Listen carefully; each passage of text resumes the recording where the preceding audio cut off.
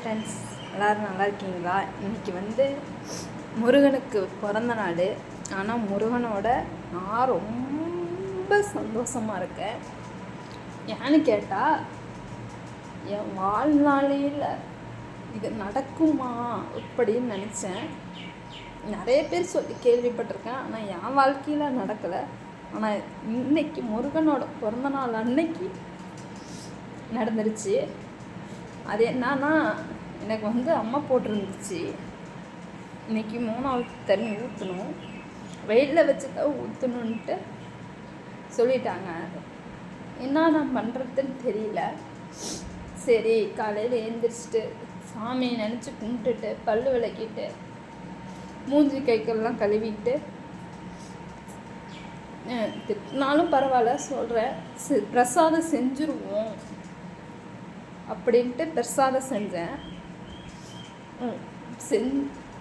பாயாசம், கேசரி இதெல்லாம் செஞ்சுட்டேன். சாம்பார் வச்சிட்டேன்.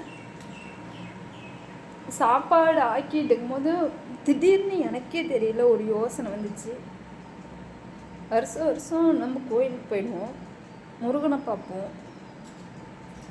இந்த வருஷம் போக முடியலையே, பார்க்க முடியலையே, என்ன தப்பு செஞ்சோன்னு தெரியல அப்படின்னு நினச்சிட்டு கரண்டியில் எடுத்து சாப்பாடு வெந்துக்குச்சா அப்படின்னு தான் நான் பார்த்தேன். நீங்கள் நம்ப கூட மாட்டீங்க, என்கிட்ட வீடியோ கூட கிடையாது. ஏன்னா அந்த சந்தோஷத்தில் வீடியோ எடுக்கணும்னு தோணலை, எதுவுமே வேண்டலை, எதுவுமே தோணலை. எங்கள் பையனை கடைக்கு போய் எனக்கு என்ன வாங்கிட்டு வாடா அப்படின்னு சொல்லியிருந்தேன்.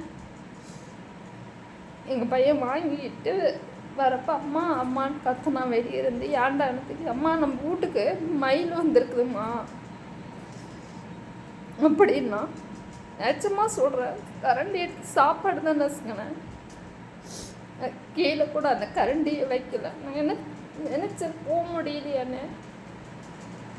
அந்த கரண்டியை வச்சுட்டு பார்க்குறேன், எங்கள் வீட்டு வாசல் முன்னாடி என் முருகன் நிற்கிறாரு. நான் போக முடியல, நம்ம என்ன பாவம் செஞ்சோன்னு நினச்சேன்.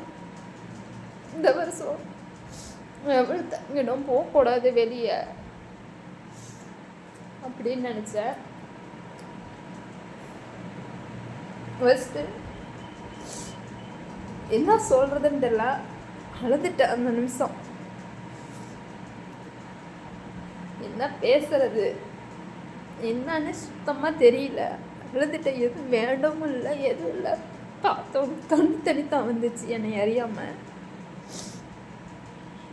நான் இருக்கிறேன் அப்படின்னு நிற்கிறாரு.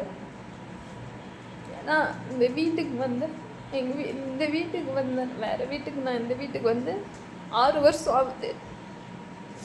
6 வருஷத்தில் ஒரு டைம் கூட மயில் இங்கே வந்ததில்லை.